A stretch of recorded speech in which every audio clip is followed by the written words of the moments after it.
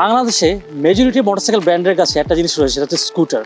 তাদের line up একটা scooter থাকাটা is very useful and very important, because scooter খুব ইজিলি আপনি শিখতে পারবেন, it's very easy to ride, it's very convenient to use, and most importantly house hold কাজের জন্য স্কুটারে অনেক বেশি জিনিসপত্র ক্যারি করতে পারেন যখন বাজার থেকে বাসায় ব্যাক করবেন। কিছুদিন আগে যখন একটা মোটরসাইকেল ব্র্যান্ডের সার্ভিস সেন্টারে গেলাম, আমরা জিনিস চেক করলাম যে তারা মোটরসাইকেলের স্কুটারের যে ট্রান্সমিশন অয়েল রয়েছে ওটা রিপ্লেস করার জন্য ইঞ্জিন অয়েল দিচ্ছে, which is not a very good thing, because engine oil এবং ট্রান্সমিশন অয়েল দুটো একই জিনিস না। স্কুটারের ইঞ্জিন অয়েলের যে ভিসকোসিটি এবং ট্রান্সমিশন অয়েলের যে ভিসকোসিটি কোনো সময় একরকম থাকবে না। সো দুইটা ডিফারেন্টভাবে কাজ করবে, এবং যখন আপনি স্কুটারের ট্রান্সমিশন অয়েল ইঞ্জিন অয়েল দিবেন, সো ম্যাক্সিমাম পারফরমেন্সটা পাবেন না। প্রতিটা স্কুটারের ইঞ্জিনের কেসিংয়ের দিকে আপনি গিয়ার অয়েল বা ট্রান্সমিশন অয়েল দিতে পারবেন, যেটা দেখা যায় 100 বা 120 ml দেওয়া লাগে। এটা বেসিক্যালি যখন বাইকটা রিসিভ করবে শোরুম থেকে তখনই অলরেডি ফিল আপ করা থাকে, এবং এটা প্রতি 3000 কিলোমিটার পর ইন্সপেক্ট করবেন এবং 5000 কিলোমিটার পর রিপ্লেস করতে বলে। But depending on riding style এবং কী পরিমাণ ট্রাফিকে রাইড করেন, এটা 5000 কিলোমিটার আগেও রিপ্লেস করা লাগে।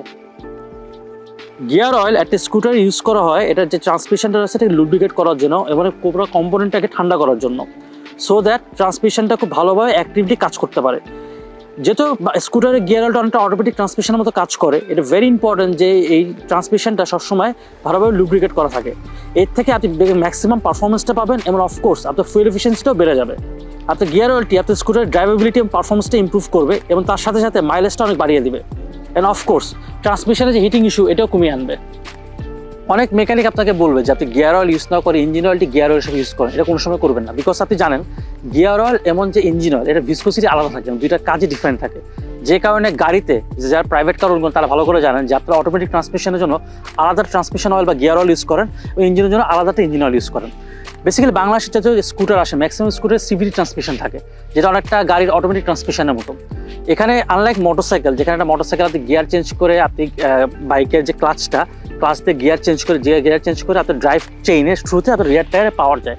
ওয়ার স্কুটারে যে মোটর থাকে, যে ইঞ্জিন থাকে, ইঞ্জিনের থেকে মোটর থেকে বেল্ট ড্রাইভ হয়ে এটা আপনাকে রিয়ার টায়ারটা স্পিন করে।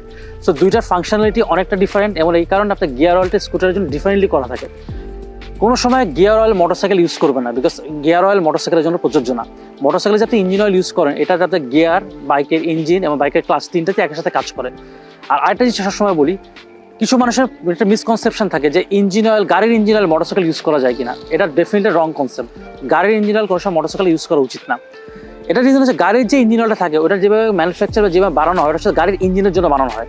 ওয়ারাস মোটরসাইকেলের যে ইঞ্জিন অয়েলটা থাকে, যেটা 4 ইঞ্জিন অয়েল বলি, এটা 4 স্ট্রোক ইঞ্জিনের জন্য করা হয়। এবং 4 স্ট্রোক ইঞ্জিনে এটা যেটা গাড়িটার মোটরসাইকেলের ইঞ্জিন, ক্লাচ এবং গিয়ার বক্স, এই তিনটা জিনিসই বা ট্রান্সমিশন, তিনটা জিনিসকে লুব্রিকেট করে।